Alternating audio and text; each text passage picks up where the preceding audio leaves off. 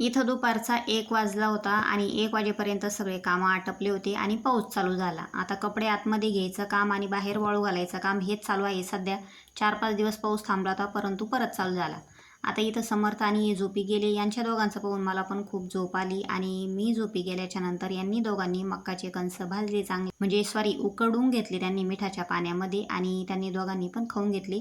माझ्यासाठी हे अर्धच ठेवलं होतं. आता मला ज्यावेळेस जाग आली तर हे अर्धच शिल्लकचं राहिलं होतं, म्हणून मी याला पण तिखट मीठ लावलं, काळं मीठ लावलं, तिखट लावलं आणि मी पण ते कणीस खाऊन घेतलं. त्याच्यानंतर चहा ठेवला.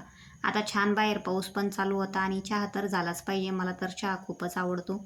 त्यांना डिकॉशन चहा करून दिला आणि त्याच्यानंतर मी माझा दुधाचा चहा केला. त्यांना मी 2 आवाज दिले चहा घेण्यासाठी, पण मोबाईलच्या नादात एवढे बिझी होते की त्यांनी ऐकलंच नाही. तर मी खिडकीत चहा ठेवला आणि त्याच्यानंतर माझा चहा ओतून घेतला. त्याच्यानंतर मी स्वतः चहा घेतला आणि त्याच्यानंतर तोपर्यंत संध्याकाळी वेळ झाली दिवाबत्ती लावण्याची.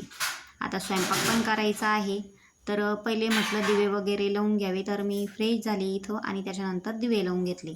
आता अगरबत्ती आम्ही काही वापरत नाही, तर धूपच आणत असतो किराण्यामध्ये. तर छान इथं दिवा लावून घेतला, धूप लावला. आता तसं म्हटलं तर आमचा रात्रंदिवस दिवा हा चालूच असतो. नंददीप थोडासा मोठा आहे, तर रात्रंदिवस तो दिवा चालू राहतो, म्हणजे आम्ही तेलसारखं टाकतच राहतो. तर मी इथं कापूर वगैरे ओवाळून घेतला, धूप दीप केला आणि छानपैकी असं बाहेर तुळशीचे पण दिवे लावले. त्याच्यानंतर वेळ होती ती स्वयंपाकाची. आता स्वयंपाकाला काय बरं करावं म्हणून प्रश्न पडला.